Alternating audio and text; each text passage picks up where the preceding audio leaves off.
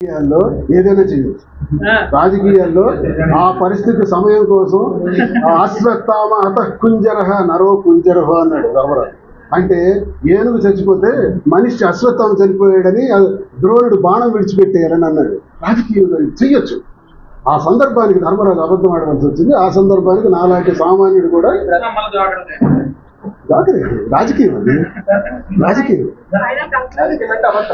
అబద్ధం అని కాదు, రాజకీయం అదే. దానికి అబద్ధం అనము, నిజాయితీ అనము. నిజాయితీ అనే పదం రాజకీయ డిక్షనరీలో ఉండదే. రాజకీయం అనే డిక్షనరీ తీయండి, నిజాయితీ పదం ఉంటుంది, చూపించండి. సార్, మీరు ఒక రాజకీయ నేతగా ఎన్నో వివాదాలను పరిష్కరించారు. ఇప్పుడు మీ కుటుంబ సభ్యులు, మీ కుమార్తెలు ఇంటి దగ్గర ఉన్నారు, వాళ్ళకి ఇంకే పరిష్కారం లేదు. ఆల్రెడీ నేను నిర్ణయానికి వచ్చాను, డివోర్స్.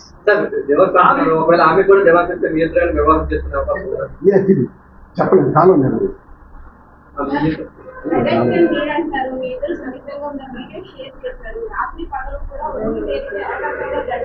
దక్కించండి.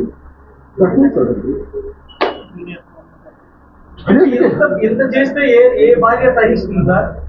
2 ఏళ్ళుగా అటు ఇటు తిరుగుతున్నారని గుడికి వెళ్ళారని మీరే చెప్పారు. సో ఆమెకి లోపల సార్ నేనే భూప్రపంచం మీద తప్పు చేశాను, ఉన్న ఏ మానవుడు తప్పు చేయలేదని కాదు సార్. ఇక్కడ అందరూ చేస్తే అందరు భార్యలు కాపాడుకొని వస్తున్నారు సార్.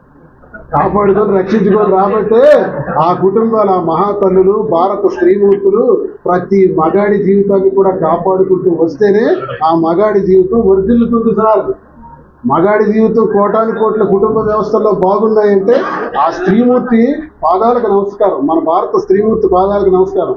భారత స్త్రీమూర్తి ఈ విధంగా ప్రశ్నించడం మొదలు పెడితే ఏ మగాడు బాగుపడలేడు, ఏ మగాడు బ్రతకడు, ఏ కుటుంబ వ్యవస్థ కూడా నిలబడదు.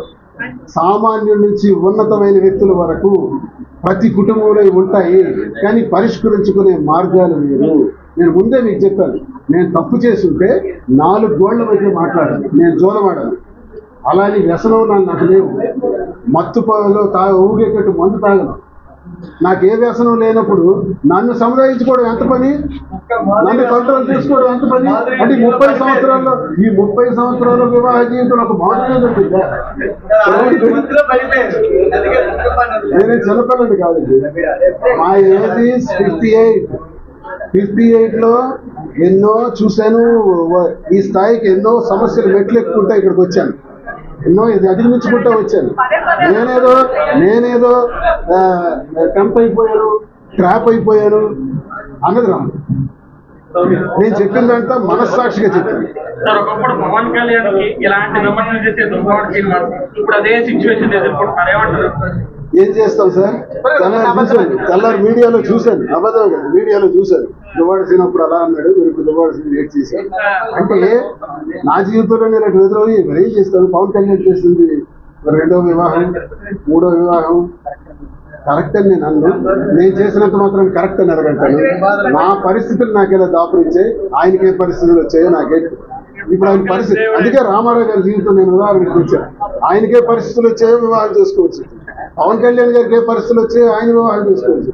నాకే పరిస్థితులు వచ్చాయో మీకు చెప్పాను, అందుకు నేను వివాహం చేసుకోవాలి.